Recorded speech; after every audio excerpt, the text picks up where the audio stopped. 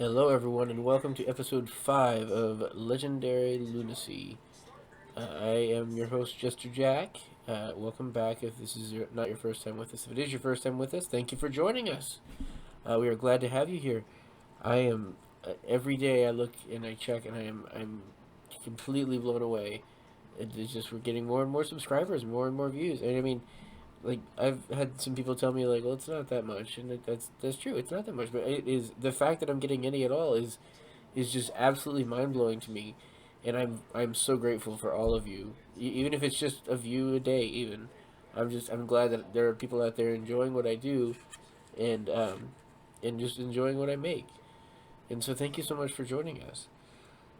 First things first, I ran into some buddies at Party City, and I told them I'd give them a shout out. Come on, phone. So, in the Wichita area, to Jack and Mason, I ran into you guys at Party City. You were a couple of cool bros, and thank you for talking to me about my channel and everything. I'm very grateful that you like to have people that just interact with me like that. It's very nice. So thank you. That's my shout out to Jack and Mason. You guys rock. Thank you very much. Um, Next up, since it is so late and I'm technically a little late getting this video up, it's probably going to be a shorter one, but hopefully after we finish up with Sweeney Todd, the show, we can get back into doing bigger videos. But also maybe the shorter videos are what some of you would like to see too. So we'll do a little bit of everything.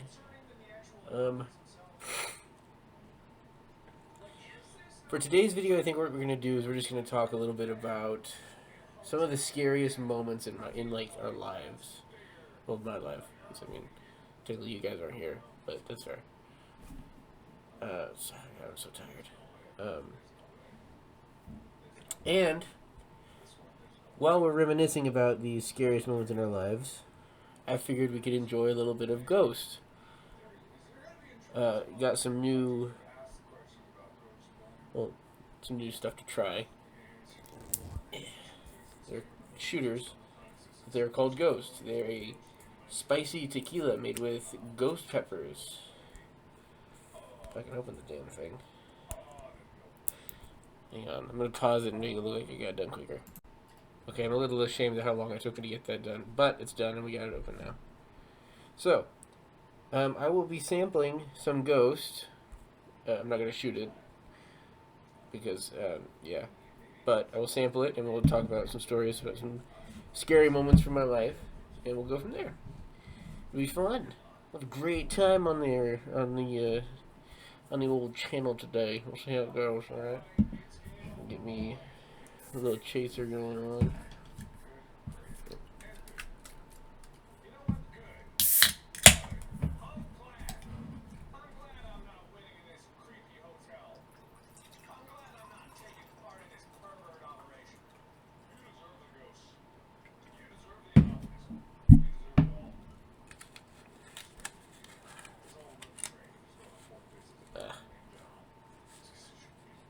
The mouth, yeah, you can kind of just see my jaw now. There was a mouth thing, like a sheet of that, like see-through one-way cloth. But it's just kind of getting in the way, and this mask is already falling apart. So I'll get a new mask soon, and we'll retire this guy. But until then, I can drink through the straw here. Much better. Ooh. Ooh, that kind of cleared up my sinuses a little bit. Not entirely. So, what should we call the first story? The first one that comes to mind is actually from Scout Camp. I went to film out New Mexico. It was one of the scariest moments of my life because I didn't know what was going to happen next. I mean, I had to just react.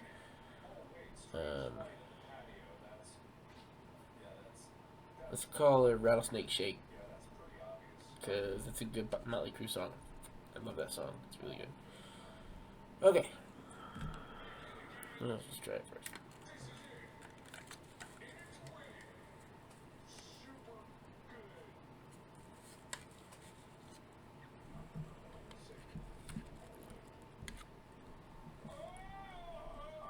Whoa.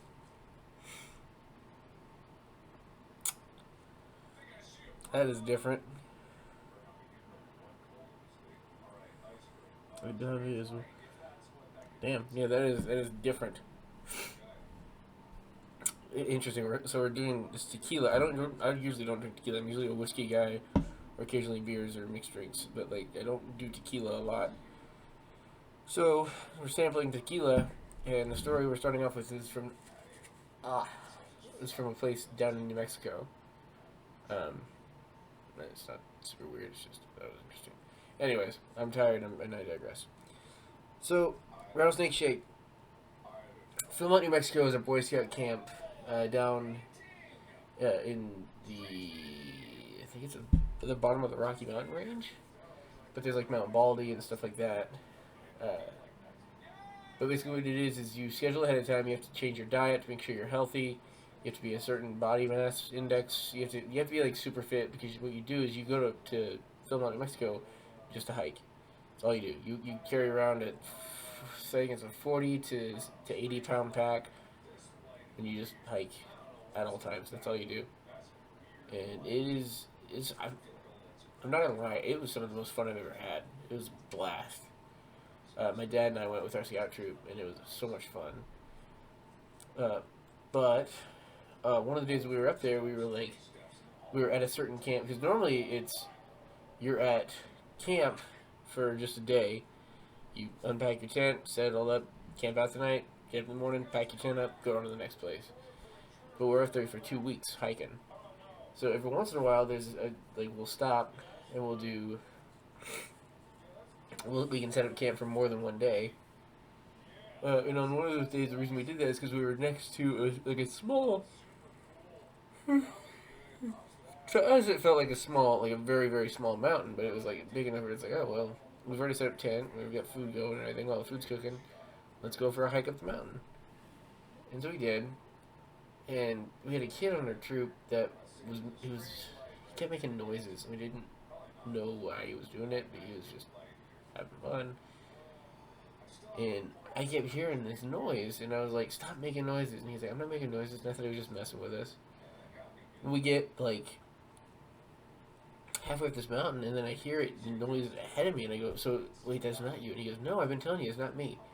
And so we all stop, and I'm like, where the hell is that noise coming from? And I turn, and at this point on the mountain, instead of going like just main path, it zigzagged back up and down. So like you go here, and then you go up a little bit, and then back, and so it was like, a little 4 foot, 5 foot jump, But I turned my head, because like here's the walkway up on the next level of this mountain, and I hear the noise right here, and I turn around, and at eye level, about like right here, coiled up, is a rattlesnake.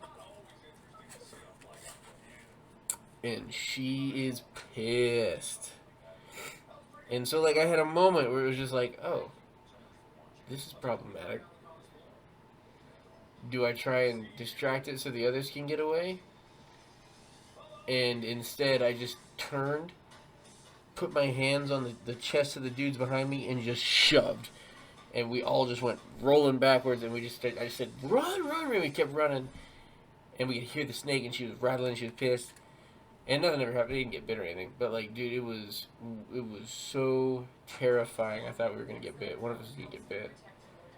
We didn't know. We're good. So there's that. I'm trying to think of another scary. I'm going to taste on this thing. Really done. Sorry that there's not a lot going into this. It's just we're exhausted. We're going full time Monday through Friday with work, and then going right into theater at the end of the night. So I didn't get home until about midnight, and I'm just tired, dude.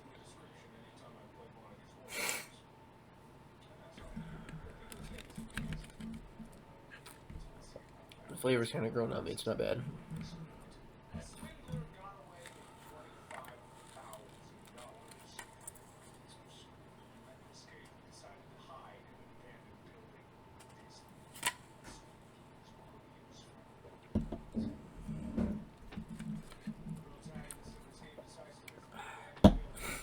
Next one.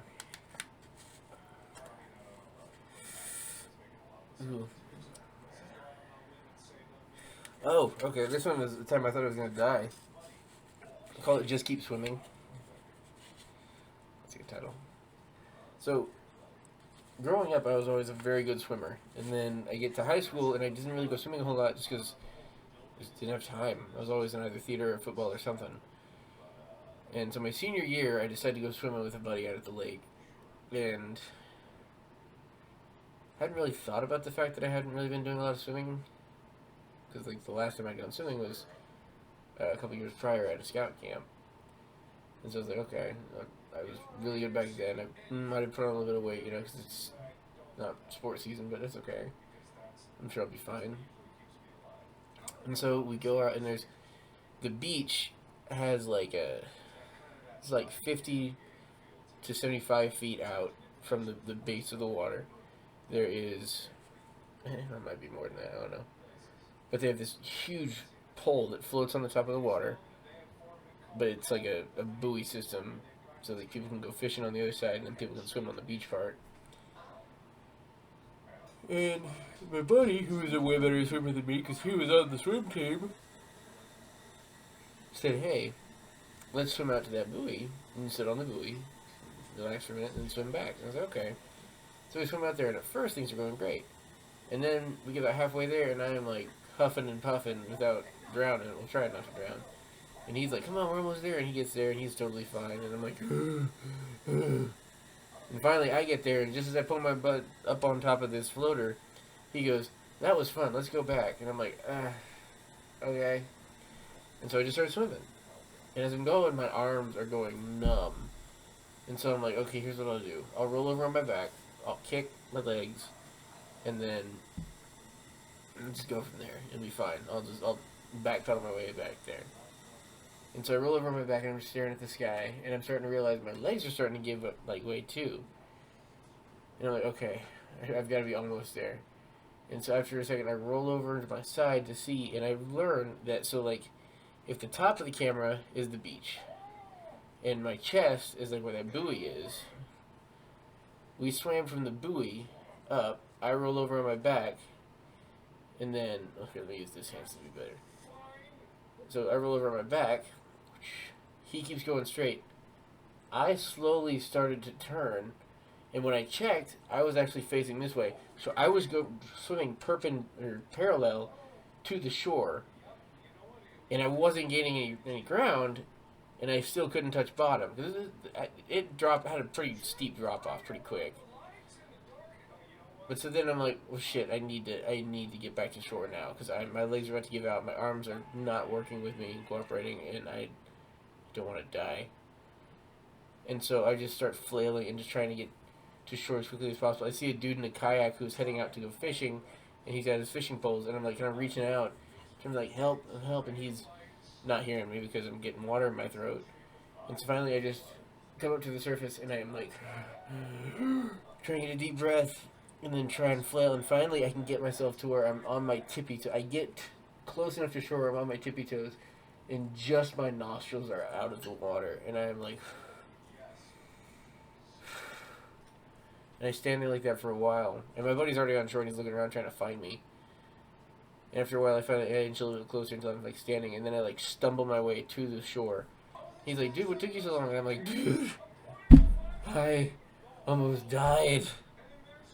And yeah, that was pretty much it. I laid on the shore for about an hour, just laying there. And he's like, are you okay? And I was like, no, I'm out of shape, and I need to swim more, because that was scary as hell. But yeah, so I just keep swimming. I'm gonna do one more and then call it a night. I'm sorry, I'm also very congested and very tired. I was hoping this would help maybe wake me up and decongest me, and it did not help. It's good. Ghost Blue Agave Tequila. 100% Blue Agave. Blanco Spicy. It's good. Last one. Oh. No, we can't. Story for another time.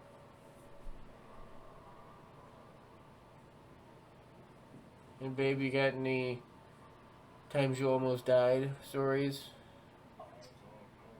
If not, it's okay. Huh? I said, if you do, come tell him. If not, it's okay, though. I don't know if I have any weird death stories. Yeah. But I have one that I thought I was dying. Oh, yeah? Hold on.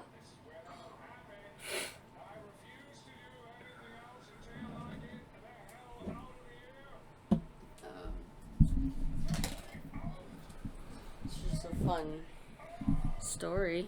Oh, hey. I don't know where you want me to stand or sit. Oh, sorry. It's okay. Oh, so it was my 10th birthday. Shit. So my dad took us to, what was it? It was this Japanese restaurant called Jade Palace.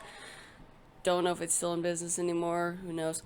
But basically, so my sister, who's about a year and a half older than me, so she was 11 at the time. We sit down to eat, and she has this chicken on a stick, and she's pulling it off the stick to eat it. And then she's like, well, I'm full. Do you want the rest of this? So she hands it to me, and me being my 10-year-old little hungry self, my birthday, I stuck that thing in my mouth, hardly chewed. I don't know why. And then swallowed. And the next thing you know, I'm just like... Fun fact, there was still part of the stick inside the chicken. So little 10-year-old me was choking on a stick. And my dad immediately noticed, and he took me to the boys' bathroom, was trying to help me get it out. And because I wasn't really choking, but at the time it seemed really dramatic because I was crying. I was like, I want my mommy, because my mother's a nurse and has been for 30 years. So I just thought, well, she can save me from my plight. So my dad tries to get us out of there, pay really quickly, and go so we can go to the ER and get it taken care of. And I guess they didn't speak very good English or whatever it was, and he just threw his credit card at them. He's just like, just take it. And at some point we got to the ER, and they basically just got these long tweezers and plucked it out, and they're like, you're okay? And I was like, great. So then my birthday party that night, I was like, guess what, guys? I almost died. So happy fucking birthday to me. You're cured. We got it out. Great. I want to go home. Leave me alone. Yeah. Well, that is a good story. I just about died on the toilet about 10 minutes ago. I really hope they heard that. I hope that caught on the mic. That'd be hilarious. If it didn't catch on the mic, then don't worry about it. It's neither here nor there. But, well, that brings us up to 18 minutes. We've done as long as the last episode was. I'm too tired to keep going on. Plus, I feel like we got 22 views on the other short video in one night. So I wondered if maybe it'll be nicer to have some shorter videos.